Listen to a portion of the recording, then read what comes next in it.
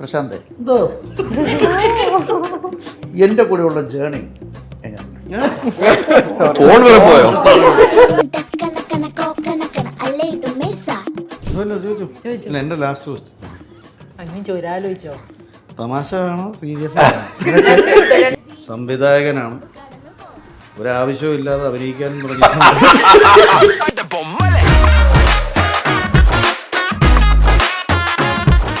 8ാമത്തെ വയസ്സിൽ കമൽഹാസന്റെ കൂടെ ഞാൻ അഭിനയിച്ചിട്ടുണ്ട്. എനിക്ക് സ്വന്തമായിട്ടൊരു മ്യൂസിക് ഡയറക്ടർ വീട്ടിലുണ്ടായിട്ടും എനിക്ക് പാടാൻ പറ്റിയിട്ടില്ല. ഒരുപാട് ഉയരത്തിലെത്താവുന്ന ഞാൻ പ്രശാന്തിന്റെ ബ്രദറായ കുടുംബത്തിന്റെ ഒരു ശാപം സമീപ ഭാവിയിൽ താങ്കൾ അതും കൂടി കാണേണ്ടി വരും. ശരിക്കുള്ള മറുപടി ഞാൻ പറയാം. സൈജുവിന്റെ ഏറ്റവും നല്ല ക്വാളിറ്റി എന്താണെന്നറിയാം, മനോഹരമായിട്ടാണ് നോ പറയുന്നത്.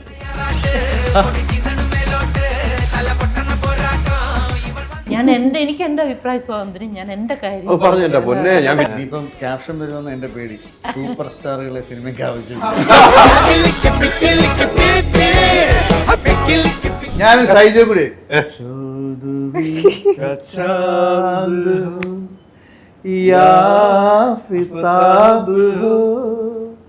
जो भी हो तुम खुदा की कसम. നമസ്കാരം. പുത്തൻ സിനിമയുടെ വിശേഷങ്ങൾ പങ്കുവെക്കാൻ 4 അതിഥികൾ, 4 പേർക്കും സ്വാഗതം. Thank you. 1 2 3 4 കറക്റ്റാണ്. എണ്ണം തെറ്റിയൊന്നൊരു സംശയം. എണ്ണം തെറ്റിയോ പ്രശാന്ത്? എനിക്ക് എണ്ണം തെറ്റത്തില്ല. ശരി. എന്താണ് തെറ്റുക? എന്താണ് എനിക്ക് തെറ്റാറുള്ളത്? അല്ല, എണ്ണം തെറ്റത്തില്ല. തെറ്റുന്ന എന്താന്ന് ഞാൻ നെഗറ്റീവ് പറയുന്നത് നിർത്തി. അല്ല, എനിക്കിഷ്ടമാണ്.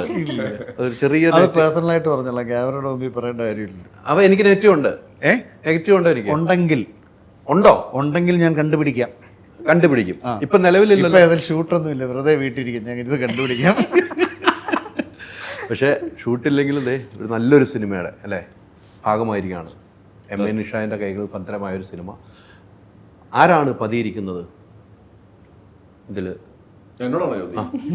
ആരാണ് പതിയിരിക്കുന്നത്?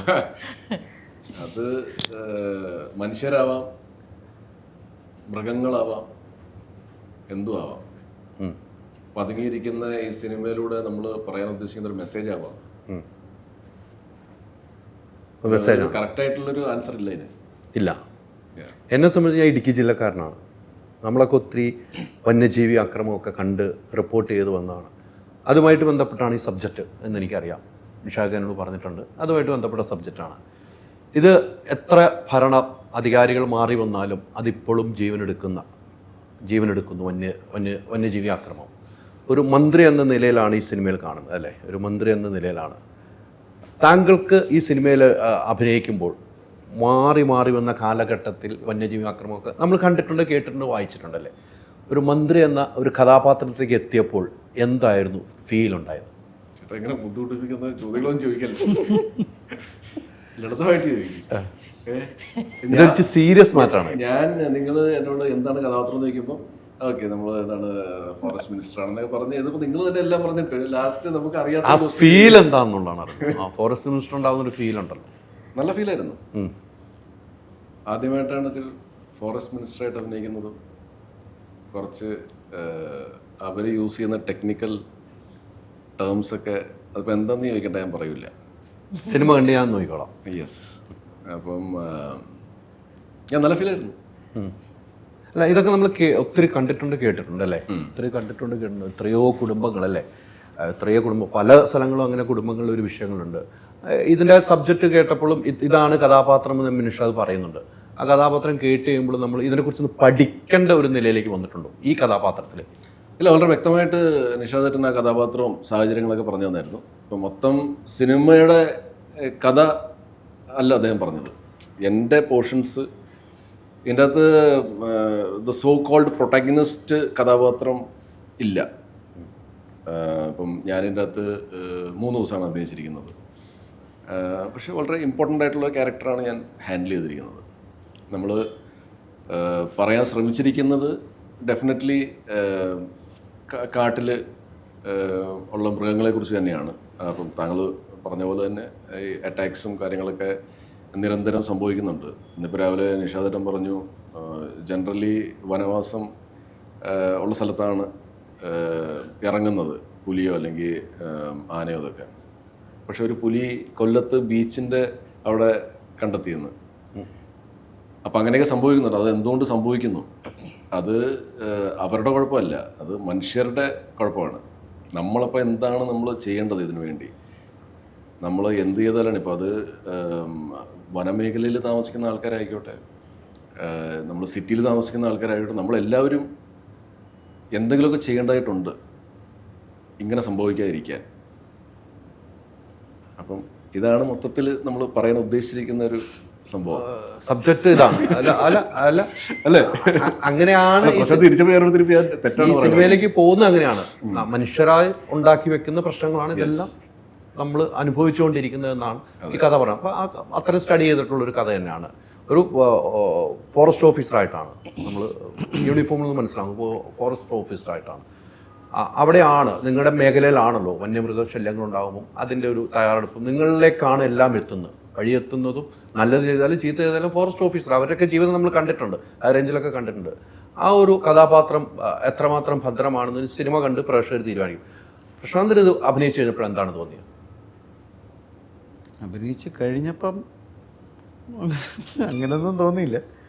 പക്ഷേ ഇപ്പോൾ ഇത് പറഞ്ഞു വരുന്ന വിഷയമായിട്ട് ബന്ധപ്പെട്ട് ഞാൻ എനിക്ക് ഓർമ്മ വരുന്നത്, ഞാൻ ഒരു സിനിമയുടെ ഷൂട്ടിങ്ങുമായിട്ട് ബന്ധപ്പെട്ട് മലയാറ്റൂർ പ്ലാന്റേഷൻസിൽ ഉള്ളിൽ ഷൈലോക്കൊക്കെ ഷൂട്ട് ചെയ്ത സ്ഥലം.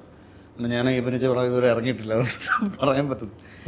അപ്പോൾ ആ സ്ഥലത്ത് ഷൂട്ട് ചെയ്യുന്നുണ്ട്. അപ്പോൾ അവിടെ ഫോറസ്റ്റിൻ്റെ ഏരിയയുണ്ട്, പ്ലാന്റേഷൻ്റെ ഏരിയയുണ്ട്. ഒരു റോഡിൻ്റെ ഇപ്പുറം ഫോറസ്റ്റും ഇപ്പുറം പ്ലാന്റേഷനും അങ്ങനെയാണ്. അപ്പം എപ്പോഴും ഫോറസ്റ്റുകാരുടെ ഒരു നിരീക്ഷണം അവിടെ ഉണ്ട്. നമ്മൾ ഷൂട്ട് ചെയ്യുമ്പോൾ നമ്മൾ തീ കത്തിക്കും, നമ്മൾ ചായ ഇടും, സിഗരറ്റ് വലിക്കുന്ന ആൾക്കാരുണ്ട്, നമ്മൾ ഒത്തിരി സാമഗ്രികൾ അവിടെ കൊണ്ടു നോക്കും. അപ്പോൾ ഇതെല്ലാം വാച്ച് ചെയ്യാനും ഇതിൻ്റെ എല്ലാം കൂടെ നിൽക്കാനും ഫോറസ്റ്റിൻ്റെ ആൾക്കാരും അത് നിന്ന് ശ്രദ്ധിക്കും. ചില കാര്യങ്ങൾ ചെയ്യരുതെന്ന് പറയും, ചില കാര്യങ്ങൾ ചെയ്യും. അവർ ആൾ കളിക്കാൻ വേണ്ടി ഒന്നും പറയുന്നതല്ല, അവരുടെ ജോലിയുടെ ഭാഗമായിട്ട് പറയുന്നത്. അപ്പോൾ അവരോട് ഇങ്ങനെ സംസാരിച്ച് വന്ന കൂട്ടത്തിൽ പാമ്പുകളുടെ കാര്യം നമുക്ക് പേടിയാണല്ലോ. കാട്ടിൽ ചെല്ലുമ്പോൾ പാമ്പുണ്ടോ?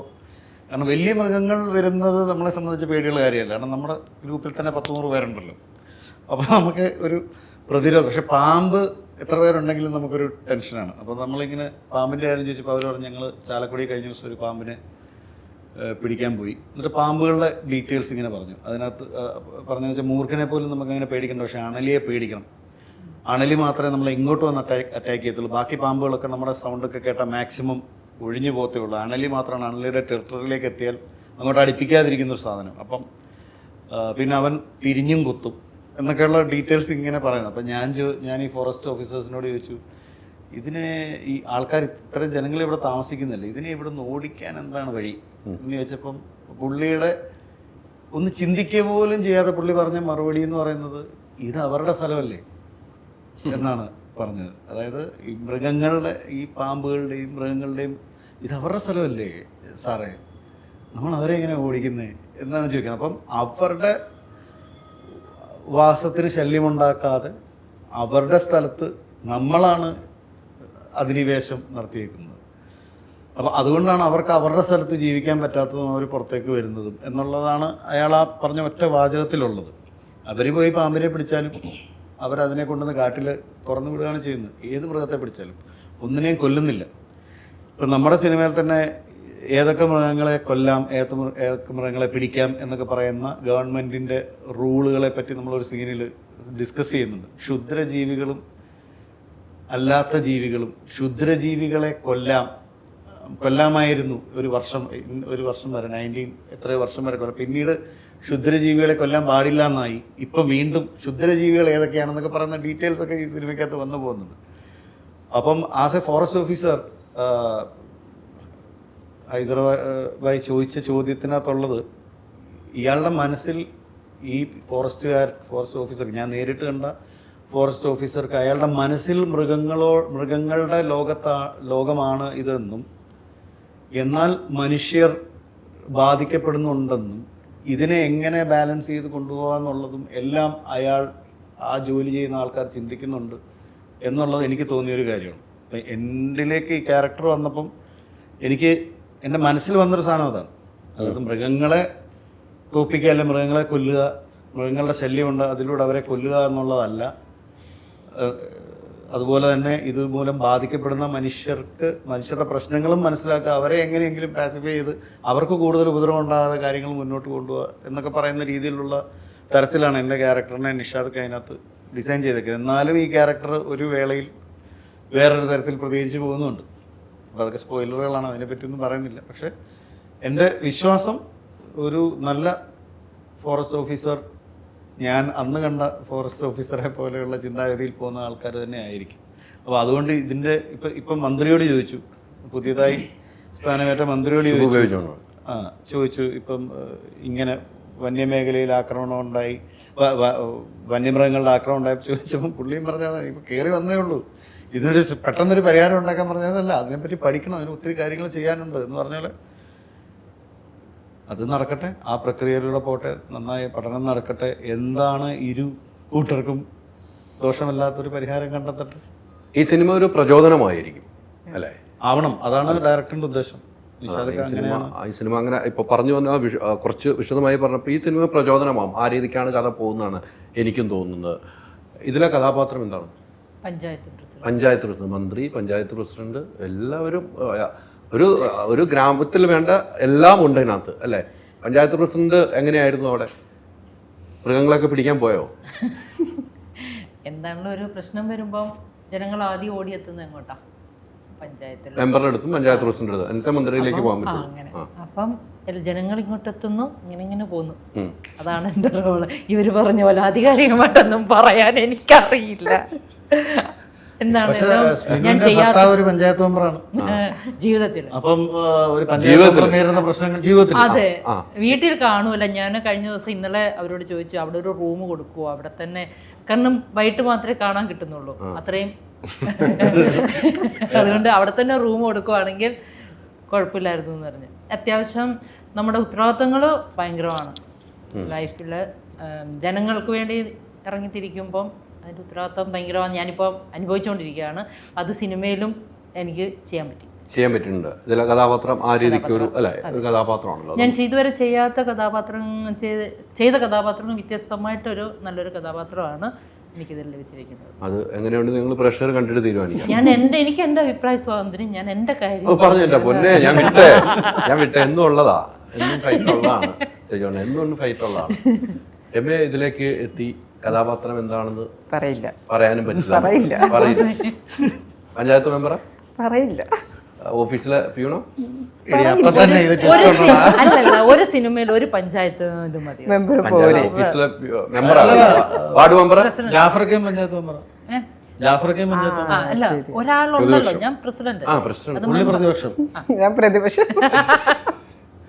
കഥാപാത്രം ഇവരാ നാട്ടിലെ എന്താണ് സാമൂഹ്യ പ്രവർത്തനമായിട്ട് നടക്കുന്ന ഒരു ഗ്രൂപ്പ് ഓഫ് ആൾക്കാർ അതിലുള്ള ആളെ. അപ്പൊ എല്ലാ പ്രശ്നത്തിലും ഇടപെട്ട് പോകും. മന്ത്രിയൊക്കെ വരുമ്പം എല്ലാം സംസാരിക്കാനൊക്കെ പോകാറുണ്ടോ? മന്ത്രിക്കെതിരെ മുദ്രാവാക്യമൊക്കെ വിളിക്കും. നാട്ടിലെ എല്ലാവരുടെ പ്രശ്നത്തിൽ ഇടപെടുന്ന ഒരാളാണ്. രണ്ട് സൈഡിലും, ഇവരുടെ സൈഡിലും നാട്ടുകാരുടെ സൈഡിലും. എവിടാണോ വിജയം കാണുന്ന ആ സൈഡിൽ നിൽക്കും. അതെ, നമ്മുടെ അപ്പൊ വിജയിക്കുന്നവരുടെ കൂട്ടത്തിൽ നിൽക്കുന്ന പാർട്ടി. ബുദ്ധിപരമായിട്ടേ നീങ്ങത്തുള്ളൂ. ഇവര് വിജയിച്ച ഇവരുടെ കൂടെ, നാട്ടുകാരാണ് വിജയിക്കുന്നെങ്കിൽ അവരുടെ കൂടെ. ഈ കഥാപാത്രത്തിലേക്ക് എത്തിക്കഴിഞ്ഞപ്പോൾ എന്താ തോന്നുന്നത്? ഇത്തരം ഒരു കഥാപാത്രം എൻ്റെ കയ്യിലേക്ക് തരുമ്പോൾ അത് അത്രമാത്രം വലിയൊരു സിനിമ, ചർച്ച ചെയ്യപ്പെടുന്ന സിനിമ, മെസ്സേജ് ഉള്ള സിനിമ, അത്തരമൊരു സിനിമയിലേക്ക് എത്തുമ്പോൾ എന്താണ് തോന്നിയത്?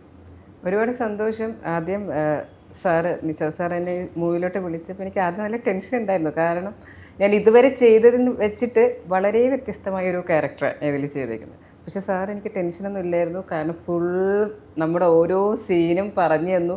അതിൽ ഓരോ സീന് ചെയ്യുമ്പോൾ സാർ എനിക്ക് കാണിച്ചു തരും, ഇങ്ങനെയാണ് ചെയ്യേണ്ടത്. വെറുതെ സ്ക്രിപ്റ്റ് വായിച്ച് വിടുകയല്ല ചെയ്യുന്നത്, സാറ് ചെയ്ത് കാണിച്ചു തരും. അപ്പോൾ നമുക്ക് ഭയങ്കര സിമ്പിളായി ചെയ്യാനായിട്ട്. അപ്പോൾ ഭയങ്കര സന്തോഷം. ഇത്രയും വലിയൊരു മൂവിയിൽ ഇത്രയും ആർട്ടിസ്റ്റുള്ള ഇത്രയും മെസ്സേജ് കൊടുക്കുന്ന ഒരു മൂവിയിൽ ഒരു ഭാഗമാകാൻ പറ്റിയാൽ ഭയങ്കര സന്തോഷമായി. എനിക്ക് തോന്നുന്നു സാറ് ഞാനോട്ട് ഒരു 7 വർഷത്തെ പരിചയമുണ്ട്. ഇതുവരെ വിളിച്ചിട്ടില്ല. ആദ്യമായിട്ട് വിളിക്കുന്ന ലർക്കിലാണ്. ലർക്കിന്റെ മീറ്റിങ്ങിൽ വെച്ചിട്ടാണ് കാണുന്നതും. പക്ഷേ 7 വർഷമായിട്ട് സാറ് പറഞ്ഞു നിനക്ക് പറ്റിയ റോള് വരുമ്പോഴേ ഞാൻ വിളിക്കുമെന്ന് ഉറപ്പിച്ചിരുന്നു. പക്ഷെ തന്നത് അത്രയും നല്ലൊരു ക്യാരക്ടറായിരുന്നു. കളക്ടർ അല്ലാന്ന് മനസ്സിലായത്. സാമൂഹിക പ്രവർത്തകയാണ്.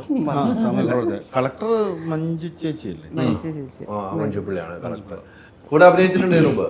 ഇല്ല, ഫസ്റ്റ് ടൈം. ഓ, അതൊരു ഭാഗ്യം കിട്ടിയില്ലേ? എല്ലാം കൊണ്ട് എനിക്ക് ഈ മൂവി മൊത്തം പക്ഷെ നമ്മള് ഒരുപാട് ആർട്ടിസ്റ്റിലൂടെ വർക്ക് ചെയ്തു. കോമ്പിനേഷൻ ഇല്ല ഇല്ല. ഇല്ല. കോമ്പിനേഷൻ ഇല്ലെങ്കിൽ ആ പടത്തിലുണ്ടല്ലോ. കണ്ടില്ലെന്നേ ഉള്ളൂ. നമ്മൾ കണ്ടു. ശരി, ഉണ്ട്. കോമ്പിനേഷൻ ഉണ്ട്. കണ്ടില്ല. നിങ്ങളുടെ ഇവരുടെ ഇടയിൽ ഞാൻ നിൽക്കുകയായിരുന്നു. ആ, മറന്നു. എനിക്ക് ചെറിയ ജോലി ഉണ്ടായിരുന്നു ഇവിടെ. അതുകൊണ്ട് മൈൻഡ് ചെയ്യാൻ പറ്റിയില്ല. മറന്നു നിന്നാ?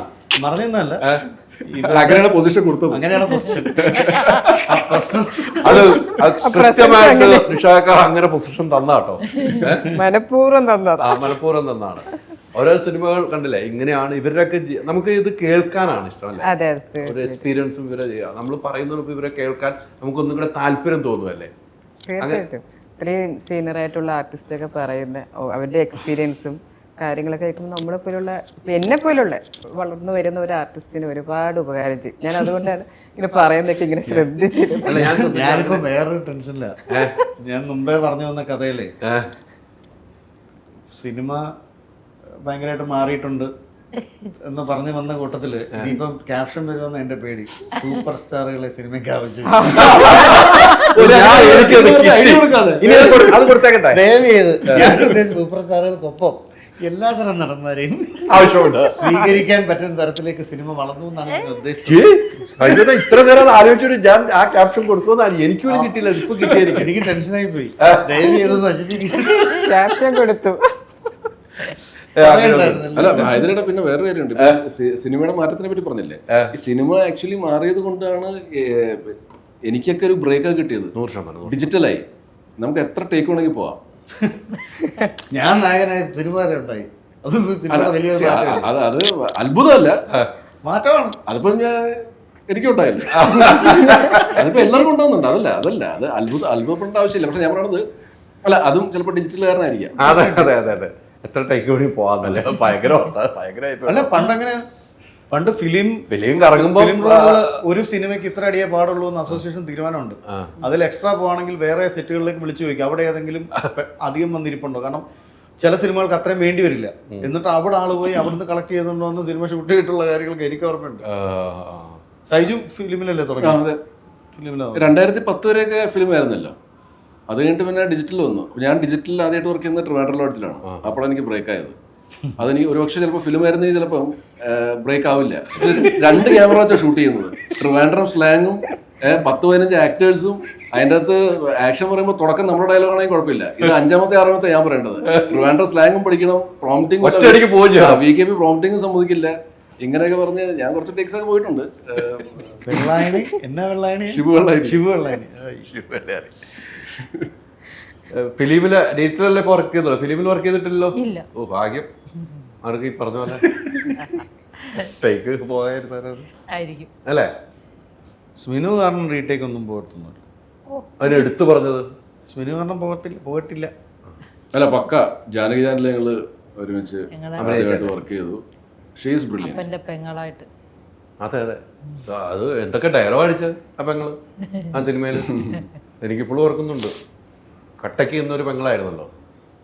പക്ഷെ ഒരു സിനിമ ഇപ്പം ഈ ഇതിലേക്ക് വന്നു, നിഷാക്കാട് സിനിമയിൽ വന്നു, ഇവരുമായിട്ട് വീണ്ടും ഒന്നിക്കുന്നു. ഓരോ സിനിമയിലെ മാറ്റങ്ങളോടുകൂടിയാണ് നമ്മൾ യാത്ര ചെയ്യുന്നത്. അന്വേഷണത്തിന്റെ തുടക്കവും ഇതും ഞാൻ ഡിഫറെൻ്റ് ആയിട്ടുള്ള രണ്ടിനകത്തും ഒരു ക്യാരക്ടറാണ് കിട്ടിയിരിക്കുന്നത്. ബാക്കിയൊക്കെ അമ്മ ഇതിനകത്ത് രണ്ടിനകത്തും മക്കളില്ലായിരുന്നു. അമ്മയിലും ഒതുങ്ങി പോയിട്ടില്ല അല്ലേ? ഇതിൽ മക്കളെ കാണിക്കാത്ത പഞ്ചായത്ത് പ്രസിഡന്റ് മക്കളുണ്ട്, കാണിച്ചിട്ടില്ല എന്നുള്ളട്ടോ. മക്കളുണ്ട്. ഇതിനകത്ത് അഭിനയിക്കേണ്ടി വന്നില്ലെന്നല്ല ഞാൻ പറഞ്ഞു. മക്കളുണ്ടാവും, ഈ ഇത്ര പ്രായമില്ലേ. പക്ഷെ ഈ വന്യജീവിയുടെ കാര്യം പറയുമ്പോൾ ഇവരുടെ വീട്ടിൽ പോയാലൊരു ഫാമൊക്കെ ഉണ്ടല്ലോ, പോയിട്ടുണ്ടോ? ചിക്കൻ്റെ അത് ബിസിനസ് ബിസിനസ് നല്ല കൈപ്പുണ്യമുള്ള ഭക്ഷണം തരുന്ന ഒരാളാണ്. അയ്യോ, നമ്മള് ജാനകിയുടെ സമയത്ത് മറ്റൊരു ചമ്മന്തി മുളകും മിറ്റത്തുണ്ടായിരുന്ന മുളക് സമയത്ത് അവിടെ കാന്താരി മുളക് ഉണ്ടായിരുന്നു. അത് പറിച്ചിട്ട് ഉള്ളിയുടെ വെച്ചിട്ട് ഭയങ്കര ഇഷ്ടപ്പെട്ടത്. ഇതിന്റെ കാര്യത്തിൽ ഗംഭീരമായിട്ട് തരും. അത് ഞാൻ ഓർമ്മപ്പെടുത്തി. നല്ല പന്നിയിറച്ചിയൊക്കെ ഗംഭീരമായിട്ട് വെക്കുന്നതാണ്. അവിടെ അപ്പം തന്നെ പിടിച്ച് വെട്ടി അല്ലേ? അങ്ങനെയല്ലേ പറഞ്ഞിരുന്നത്? ഏകദേശം അങ്ങനെയൊക്കെ തന്നെ. ഇല്ല, ഞാൻ കഴിക്കില്ല. ഇത് പറഞ്ഞു കേട്ടിട്ടുണ്ട്. പറഞ്ഞു കേട്ടിട്ടുണ്ട്. അത് ഇച്ചിരി കൂടി പന്നി അന്നേരപ്പൊക്കെ ഒന്ന് കറി വെക്കുക എന്നുള്ളത് കയ്യിലാണ്. അത് ഞാനാ പറഞ്ഞേക്കണേ, അതുകൊണ്ട് ഞാൻ പറഞ്ഞു. ഞാൻ പറഞ്ഞേക്കണേ. ധ്യാനൊട്ടൻ കഴിച്ചു ഫുഡ് ഉണ്ടാക്കി. നിഷാദ് നിഷാദ് കഴിച്ചിട്ടുണ്ടോ? കഴിച്ചിട്ടില്ലല്ലേ? നിഷാദ് കഴിക്കാത്ത നിഷാദയുടെ രോഗം. നിഷാദ് കഴിച്ചില്ല. നിഷാദ് ഞാനും കഴിച്ചിട്ടില്ല. കഴിച്ചിട്ടില്ല. അപ്പൊ ഇതിനകത്തെ ഞാനും കഴിച്ചിട്ടില്ല. നമുക്ക് ഡയറക്ടർ ഒന്ന് വിളിക്കും. ഞാൻ ഇവിടെ ഡയറക്ടറിന്റെ അടുത്ത് നിങ്ങൾക്ക് 4 പേർക്കും 4 ചോദ്യങ്ങൾ ചോദിക്കാനുള്ള അവസരം തരുമോ? ഞാൻ ഇവിടെ നിന്ന് മാറുവാണ്. നിഷാദ് ഖാനെ ഒന്ന് വിളിച്ച് ഇവിടെ എടുത്ത് നിങ്ങൾക്ക് 4 പേർക്കും ഓരോ ചോദ്യങ്ങൾ ഓരോ ആൻസർ. ഡയറക്ടർ സാർ ഒന്ന് വരുമോ? അല്ല, ഞാനും ഇവിടെ ഇരിക്കാം. ഞാൻ ഇവിടെ ഇരിക്കാം. ഇവിടെ ഈ സീറ്റിൽ ഡയറക്ടർ ഇരിക്കുന്നു. ഇവിടെ ഒന്ന് ഇരിക്കുമോ? ഡയറക്ടർ സാർ ഒന്ന് ഇരിക്കുമോ? ഇങ്ങോട്ടും ചോദിക്കുവോ? ഇല്ല, നമ്മൾ അങ്ങോട്ട് അങ്ങോട്ട് ചോദിക്കണം. മൈക്ക് കുത്തി കൊടുക്കണം. ഈ സിനിമ എവിടെയൊക്കെ പോയി എന്നോട് പറയാൻ പറ്റില്ല. ഇരിക്കാതെ ചോദിച്ചത് മനസ്സിലാക്കാൻ വേണ്ടി ഒന്ന് സെറ്റ് ആയിക്കോ. കിട്ടി. ചോദ്യം കിട്ടി. സൈജ് ഒന്ന് തുടങ്ങി. ചോദ്യം ആലോചിക്കും. അല്ലല്ല, ഞാൻ ആലോചിക്കട്ടെ, നിങ്ങൾ എല്ലാരും കൂടെ ഒരേ ചോദ്യം ചോദിക്കുന്ന ഡൗട്ട്. സ്മിനു തുടങ്ങി. നിനക്ക് ചോദ്യം കിട്ടിയില്ലേ? കിട്ടി. അപ്പൊ നീ ചോദിക്കും. അയ്യോ, കിട്ടിയ ആള് ചോദിച്ചോ. രമ്യ ചോദിച്ചോ. സാർ ഈ സിനിമ ഡയറക്റ്റ് ചെയ്യാൻ വേണ്ടിയിട്ട് എടുക്കാനുള്ള ഒരു മെയിൻ റീസൺ എന്താ? ഞാൻ ഒരു അന്വേഷണത്തിൻ്റെ തുടക്കം എന്ന് പറഞ്ഞ സിനിമ എൻ്റെ ഹൃദയത്തോട് ഒരുപാട് ചേർന്നിട്ട സിനിമയാണ്. അതിൽ എനിക്ക് തോന്നുന്നു സ്മിനു ഒരു ചെറിയ വേഷം, പ്രശാന്ത് എൻ്റെ കൂടെ ഉണ്ടായിരുന്നു. എനിക്ക് ഇപ്പോഴും ഞാൻ ചെയ്ത സിനിമകളിൽ എനിക്ക് ഏറ്റവും ഇഷ്ടപ്പെട്ട സിനിമയാണ്. അതിൽ വെച്ച് ലെങ്ത് കൂടി എന്നുള്ള സത്യം തന്നെയാണ്. പക്ഷേ അതിനെ എന്നെ ഭയങ്കരമായിട്ട് അറ്റാക്ക് ചെയ്യപ്പെടും. അത് പല രീതിയിൽ എന്നെ, പ്രത്യേകിച്ച് സോഷ്യൽ മീഡിയയിലൂടെയൊക്കെ അറിവുള്ളവരും അറിവില്ലാത്തവരുമായിട്ടുള്ള ആളുകൾ ഭയങ്കരമായിട്ട് എന്നെ അറ്റാക്ക് ചെയ്യും. ആ സിനിമയെ നശിപ്പിക്കാൻ വേണ്ടി മുന്നോട്ട് വന്ന പലരെയും എനിക്കറിയാം. ഫേക്ക് ഐഡിയകളിൽ നിന്ന് എനിക്കെതിരായിട്ടുള്ള പ്രചരണമുണ്ടായിരുന്നു. അതെല്ലാം എനിക്ക് മനസ്സിലാക്കി. അപ്പോഴാണ് കൂടെ നിൽക്കുന്നവർ വരെ ചതിയന്മാരാണ് എന്നുള്ളത് നമ്മൾ മനസ്സിലാക്കുന്നത്. അങ്ങനെ വന്നു കഴിഞ്ഞപ്പോൾ എൻ്റെ മനസ്സിൽ ഒരു സിനിമ ഇമ്മീഡിയറ്റായിട്ട് ഈ ഒരു കഥ കുറച്ച് നാളായിട്ട് ഡിസ്കസ് ചെയ്യേണ്ട ഒരു വിഷയമായിരുന്നു. ഈ മാധ്യമത്തിലൂടെ, സിനിമ എന്ന മാധ്യമത്തിലൂടെ അത് ജനങ്ങളിലേക്ക് എത്തിക്കണമെന്നുണ്ട്. അതുകൊണ്ട് ഞാൻ തന്നെ പ്രൊഡ്യൂസ് ചെയ്ത്, എനിക്ക് ഓഫ് കോഴ്സ് എനിക്ക് ഇൻവെസ്റ്റേഴ്സ് ഉണ്ട്. ഹരികുമാർ ചേട്ടനെ പോലെയുള്ള സൈജുൻ്റെ എൻ്റെ ഒരു വഴികാട്ടിയാണ് അദ്ദേഹം. എന്നിലെ കലാകാരൻ അല്ലെങ്കിൽ എന്നിലെ ആക്ടറെ അല്ലെങ്കിൽ സംവിധായകനെ ഏറ്റവും കൂടുതൽ സപ്പോർട്ട് ചെയ്യുന്ന അദ്ദേഹമാണ്. അപ്പോൾ അദ്ദേഹം നൽകിയ ഒരു പിന്തുണയും പിന്നെ എൻ്റെ സുഹൃത്തുക്കൾ ഒക്കെ ഉണ്ട്, ബിജുവും ഫിറോസും ഒക്കെ. അങ്ങനെയാണ് ഈ സിനിമ ചെയ്യാനുള്ള കാരണം. ആ സിനിമ ഈ വിഷയം സംസാരിക്കേണ്ട വിഷയമാണ്, ഇത് ജനങ്ങളോട് സംവേദിക്കേണ്ട വിഷയമാണെന്ന് തോന്നിയത് കൊണ്ടാണ് ഈ സിനിമ ചെയ്തത്. ചെറിയൊരു ചോദ്യമാണെങ്കിലും ഞാൻ വളരെ ഡീറ്റെയിൽ ആയിട്ട് ഉത്തരം പറഞ്ഞു എന്നാണ് എൻ്റെ വിശ്വാസം. ഗംഭീര ഡീറ്റെയിൽസ് ആയിട്ട് കൊടുത്തിട്ടുണ്ട്. ആ അന്വേഷണത്തിൻ്റെ ഈ സംഭവം എനിക്കും കൂടെ ഒന്ന് പറയണം. വളരെ രീതിക്ക് ഇദ്ദേഹത്തിനെതിരെ സോഷ്യൽ മീഡിയ വലിയ ക്യാമ്പയിൻ നടത്തിയായിരുന്നു. എം.എ. നിഷാദിന് പ്രൊഡ്യൂസറിനെ എവിടെ നിന്ന് കിട്ടുന്നെന്ന് വരെ ചോദിച്ച ആളുകളുണ്ട്. അത് എം.എ. നിഷാദിനുള്ള വിശ്വാസമാണ് പ്രൊഡ്യൂസർമാർ വരുന്നത്. തീർച്ചയായിട്ടും അതിൻ്റെ ഉത്തരം ഇരിക്കുന്നത് അത് ഒരു ഞാൻ ഒരു പ്രൊഡ്യൂസറെയും വഴിക്കില്ല. ഞാനൊരു പ്രൊഡ്യൂസറായിരുന്ന ഒരു കാലഘട്ടം ഉണ്ടായിരുന്നല്ലോ. അതുകൊണ്ട് എനിക്ക് അതിനെപ്പറ്റി വളരെ വ്യക്തമായിട്ട് ധാരണയുണ്ട്. പിന്നെ നമ്മൾ ഒരുപാട് പേര് ആക്രമിക്കുമ്പോൾ മാവുള്ള മാവയിലെ കല്ലെറിയത്തുള്ളൂ. നിങ്ങളെപ്പോലുള്ളവർ മനസ്സിലാക്കേണ്ട കാര്യമാണ്. ഒരുപാട് പേര് നമ്മളെ ആക്രമിക്കുമ്പോൾ ഒട്ടും പ്രതീക്ഷയില്ലാത്ത സ്ഥലത്ത് നിന്ന് നമുക്ക് സപ്പോർട്ടുകൾ വരും. അത് ഏറ്റവും കൂടുതൽ വന്നത് പോലീസ് വിഭാഗത്തിൽ നിന്നാണ്. എൻ്റെ പിതാവ് ഒരു പോലീസ് ഓഫീസറായിരുന്നു. പക്ഷേ 2 പോലീസ് ഓഫീസേഴ്സ് നമുക്ക് വേണ്ടി പ്രസ് കോൺഫറൻസ് വരെ നടത്തി. ആ പ്രസ് കോൺഫറൻസിൽ എൻ്റെ കൂടെ പ്രശാന്തും ഉണ്ടായിരുന്നു.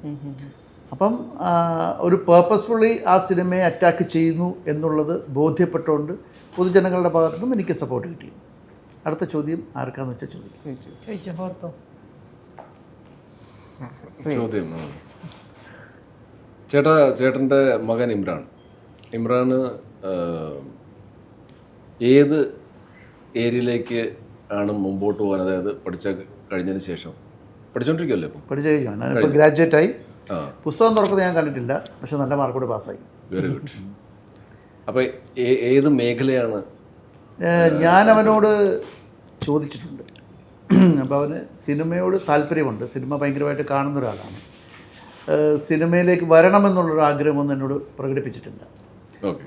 അപ്പോൾ ഞാൻ ചോദിച്ചു, നിനക്ക് ആക്ട് ചെയ്യണോ എന്ന് ചോദിച്ചു. വേണ്ട. പക്ഷേ ഞാൻ അവനെ വെച്ച് കോവിഡ് കാലത്ത് എൻ്റെ മൊബൈലിൽ ഷൂട്ട് ചെയ്തൊരു ഷോർട്ട് ഫിലിമുണ്ട്. ലാലേട്ടനാണത് ഇറക്കിയത്. അവൻ അഭിനയിച്ചു. അവനെ മാത്രം വെച്ചിട്ട് ബാക്കി ക്യാരക്ടേഴ്സ് കൂടുതൽ ശബ്ദം കൊടുക്കുമായിരുന്നു. സോഹനും മാലാപാർവതിയും പോളിച്ചൊക്കെ ചെയ്തൊരു സാധനം. അപ്പോൾ ഞാനങ്ങനെ ഒരു കാര്യം ചോദിച്ചപ്പോൾ അവൻ എൻ്റെ അടുത്ത് പറഞ്ഞതെന്ന് പറഞ്ഞാൽ, എനിക്ക് ഡിഗ്രി എടുത്ത് ഹയർ സ്റ്റഡീസ് പോയിട്ട് എനിക്ക് സ്വന്തമായിട്ടൊരു ജോലി വേണം. സിനിമ എന്ന് പറയുന്നത് ഒരു ഗ്യാരണ്ടി ഉള്ളൊരു സംഭവമല്ല. അപ്പോൾ കുറച്ചുകൂടി പ്രാക്ടിക്കലാണെന്നാണ് എൻ്റെ വിശ്വാസം. ഓക്കെ, ഞാനോ പ്രശ്നമോ ചോദിച്ചു. അല്ല, എൻ്റെ ലാസ്റ്റ് ക്വസ്റ്റ്യൻ ഞാൻ എത്തിയിട്ടില്ല, ഞാൻ ചിന്തിച്ചെത്തിയിട്ടില്ല. ഞാനും എന്താ ചോദിക്കും ഇക്ക, ഞാൻ എന്താ ചോദിക്കുന്നത്, ഞാൻ എന്നെ പറ്റി തന്നെ ചോദിക്കാം. ഇക്ക എനിക്ക് അന്വേഷണത്തിൻ്റെ തുടക്കത്തിൽ ഒരു ഇതിൻ്റെ ജഡ്ജിയുടെ റോള് തന്നു. ഇതിനെ പഞ്ചായത്ത് പ്രസിഡന്റ്. ഇക്ക എന്താണ്, എങ്ങനെയായിരുന്നു, കുഴപ്പമുണ്ടായിരുന്നു എന്നെ വിശ്വസിച്ച് ഏൽപ്പിച്ചത്? എനിക്ക് അല്ല, തീർച്ചയായിട്ടും സ്മിനു നല്ല ആർട്ടിസ്റ്റാണ്. ഒരുപാട് നല്ല സിനിമയുണ്ട് സ്മിനുവിൻ്റെ ഞാൻ കണ്ടിട്ടുണ്ട്. സ്വാഭാവികമായിട്ടും കെട്ടിയോളാണ് മാലാഖയുടെ ക്യാരക്ടർ എനിക്ക്. പിന്നെ അത് മാത്രമല്ല, കുറച്ചും കൂടി നാച്ചുറലായിട്ട് ആക്ട് ചെയ്യുന്നു എന്ന് കണ്ടുകൊണ്ട് സാധാരണ ചെയ്യുന്നതിൽ നിന്ന് വ്യത്യസ്തമായിട്ടാണ് ഞാൻ അന്വേഷണ തുടക്കത്തിൽ ജഡ്ജിയുടെ ക്യാരക്ടർ തന്നത്. അപ്പോൾ അതിനകത്ത് ഇംഗ്ലീഷ് ഡയലോഗ്സൊക്കെ ഉണ്ട്. അത് ശരിക്കും പഠിക്കുകയും അതിനകത്ത് ശരിക്കും എഫേർട്ട് എടുക്കുകയും ചെയ്തു. അപ്പം അതിൽ നിന്നൊക്കെ താങ്കൾ ഇതുവരെ ചെയ്ത സിനിമകളിൽ നിന്ന് വ്യത്യസ്തമെന്ന് ഞാൻ തോന്നുന്ന ഒരു ക്യാരക്ടറാണ് ഈ സിനിമയിൽ തന്നത്. അത് മനോഹരമായി ചെയ്തു. അതിൽ ഞാൻ വളരെ സന്തോഷമാണ്. Thank you. അങ്ങനെ ചോദിച്ചോ, തമാശ വേണോ സീരിയസ്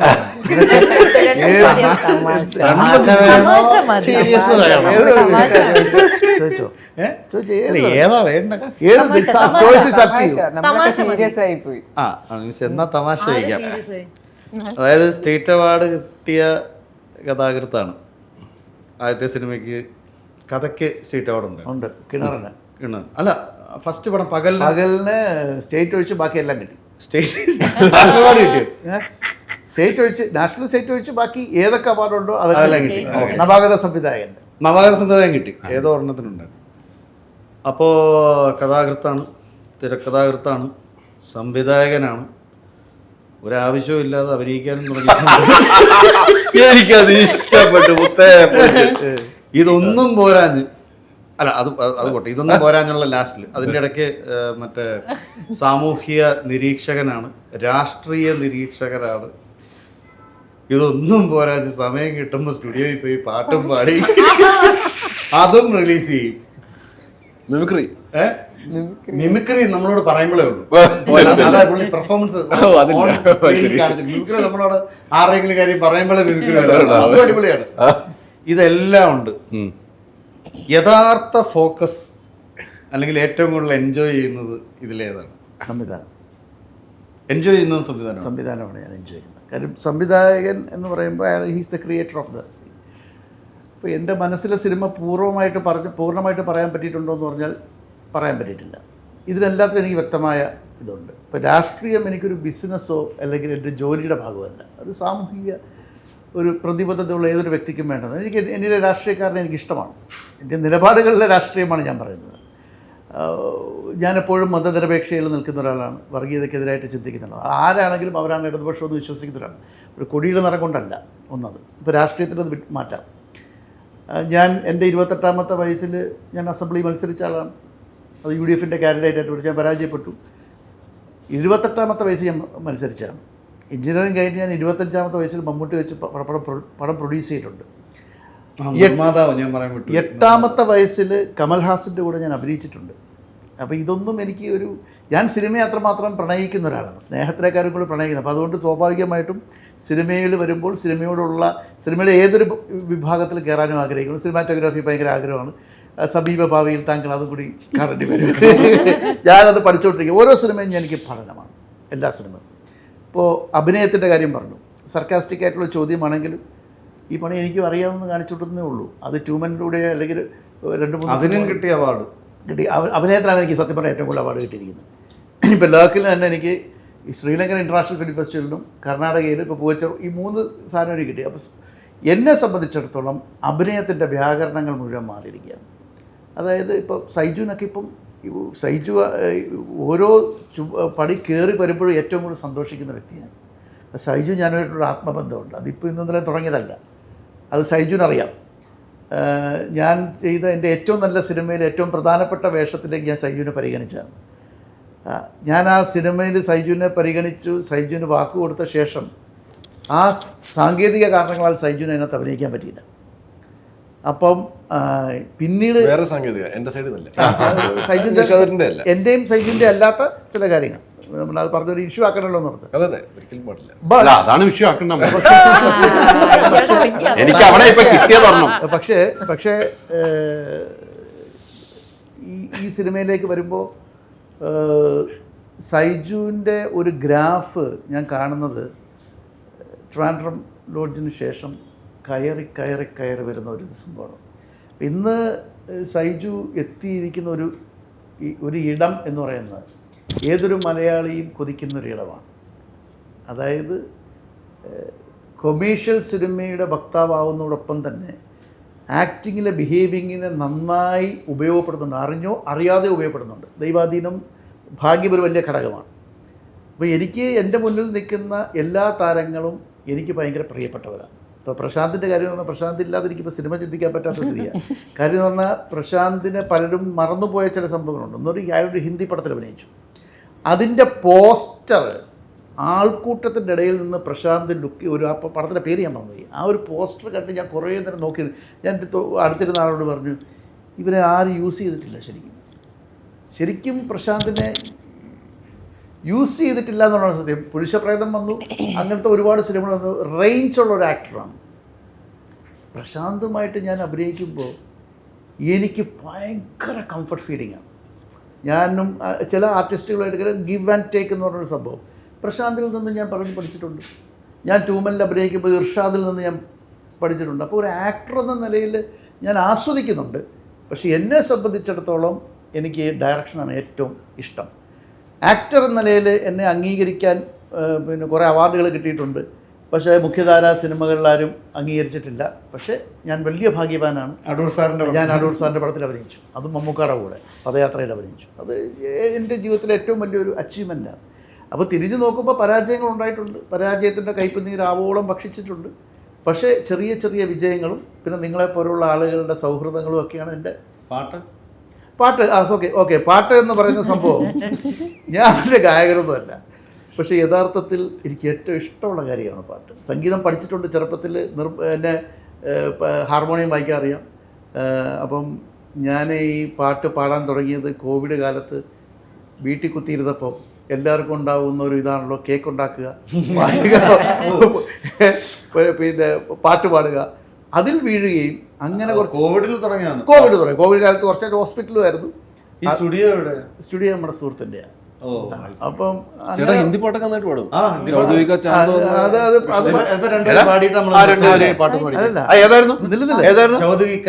അതല്ല, ഇത് നിങ്ങൾ ഈ ചൗധരിക ചാന്തും ആകാശവാ ഇതൊന്നും അല്ലല്ലോ. എൻ്റെ സിനിമ ലേക്ക് എന്ന് പറഞ്ഞ സിനിമയിലെ മ്യൂസിക് ഡയറക്ടർ ആരാന്നറിയോ? പ്രകാശ് അലക്സൻ, പ്രശാന്തിന്റെ ബ്രദറാണ്.